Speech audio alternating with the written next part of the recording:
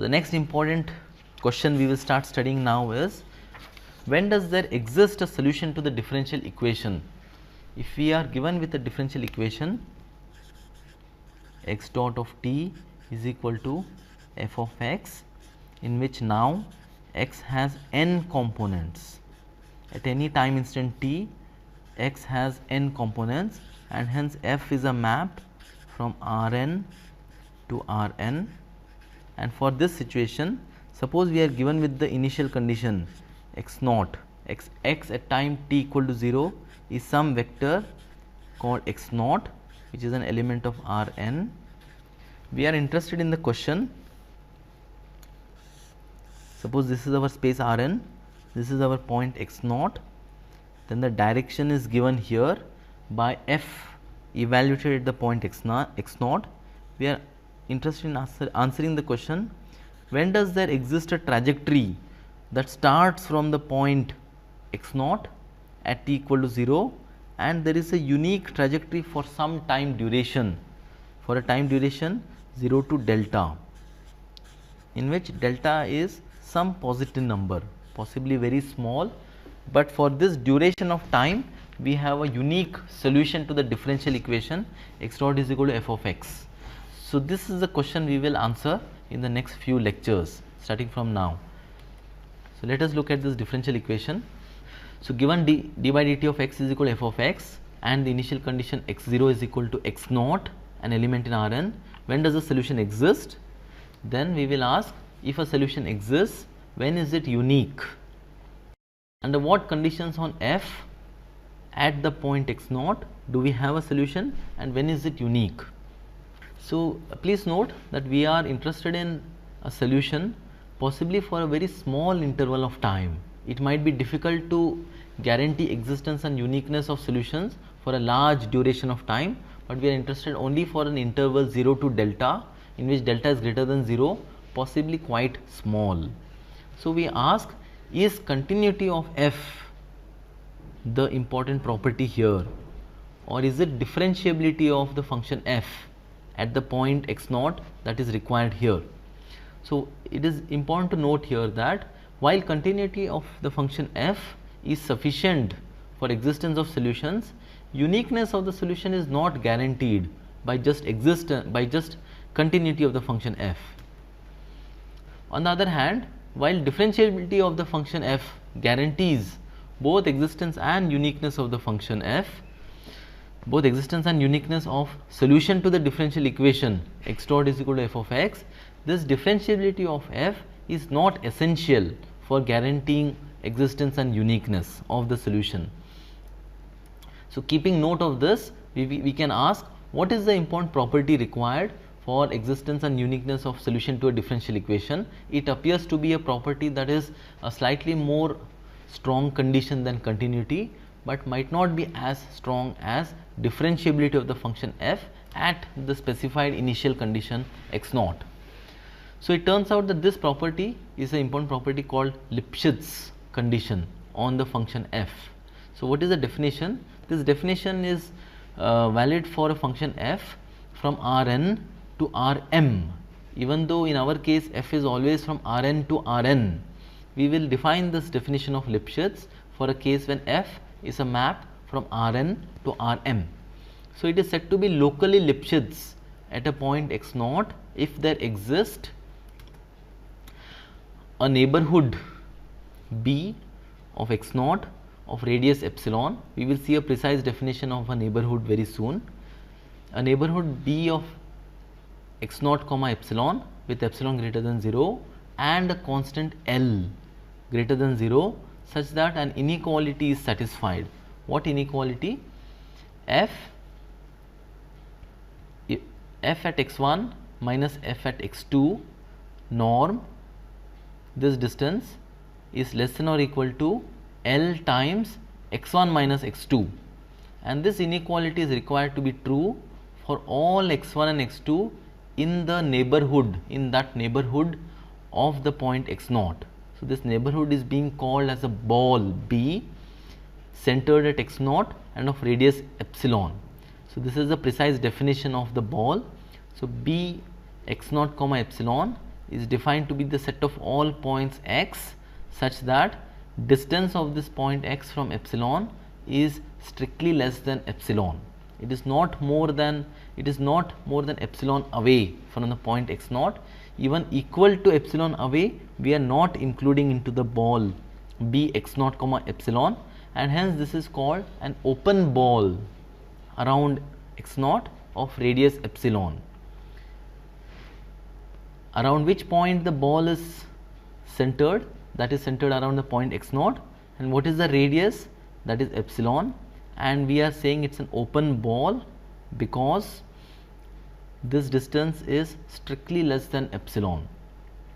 So this ball is contained in Rn because we are taking all points in Rn that satisfy this condition. So for some ball around the point x naught with a radius strictly greater than 0, we should be able to guarantee that this inequality is satisfied for all x1, x2 inside this ball. So this number L, a positive number L, is said to be a Lipschitz constant. It is not unique because if we have found a constant L such that this inequality is satisfied for all x1, x2 in the ball B x naught comma epsilon, then you can take a number larger than L. For that larger L also this inequality would be satisfied, and hence we see that this Lipschitz constant is not going to be unique. But in general, this Lipschitz constant L will depend on x naught and on epsilon. It will depend on the point x naught itself and also on the radius epsilon of the ball, of the open ball around x naught. So using this definition of Lipschitz function, it is possible to specify under what conditions solution to a differential equation exists and when it is unique. So we will see some examples of a Lipschitz function and of some non-Lipschitz functions.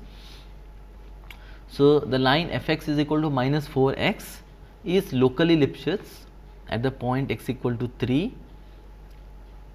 If it is Lipschitz, then we should be able to give a number L such that that inequality is satisfied, and here we can take L is equal to 4. So notice that we can take the slope of the function f, absolute value of the function f, or we can take something larger. To understand the Lipschitz function, we will take graph of a function f for the situation that f is a map from R to R. Suppose this is our point x naught and this is a graph of the function.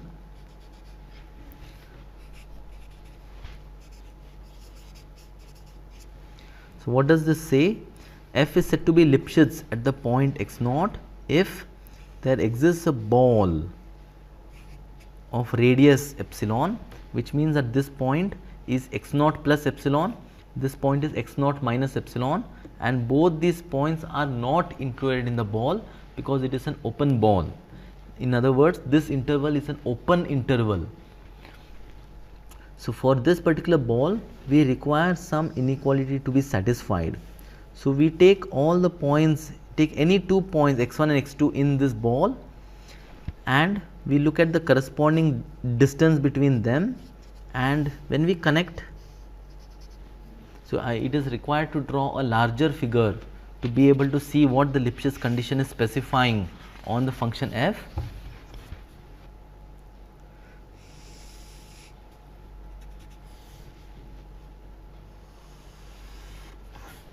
This is the point x naught,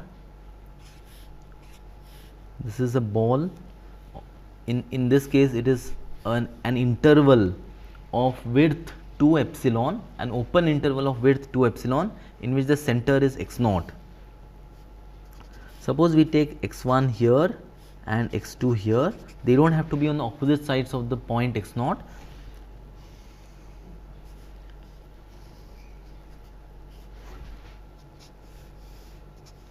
So what is being specified is, this is the value at x1, this is the value of f at x2, and the distance between fx2 minus fx1, the distance between fx1 and fx2, that distance is nothing but this gap. This gap divided by this gap. This ratio in absolute value should not exceed capital L, fx1 minus fx2 in absolute value. In this case it is just absolute value, more generally it is a norm, should not exceed L. There should exist a number L such that this inequality is satisfied for all x1 x2 in the ball around x0 of radius epsilon and open ball. In this case it is just an open interval. So this particular ratio is nothing but absolute value of the slope of this line that connects this point and this point. Which point? The point with x1 fx1 here and x2 and fx2 here. When we connect these two by a line, then the slope of this is precisely this, but without the absolute values. Once we take the absolute values, then it is absolute value of the slope of this line, and the Lipschitz condition on f at the point x0 says that there should exist a ball around the point x0 of radius epsilon and a number L such that the line has slope of absolute value at most L. There should exist one number L such that this slope is bounded from above by L, the absolute value of the slope. So this property of Lipschitz condition is a key property. We will see examples of Lipschitz and non-Lipschitz condition functions, and it will play a key role for existence and uniqueness of solutions to a differential equation. This is what we will see in detail from the next lecture. Thank you.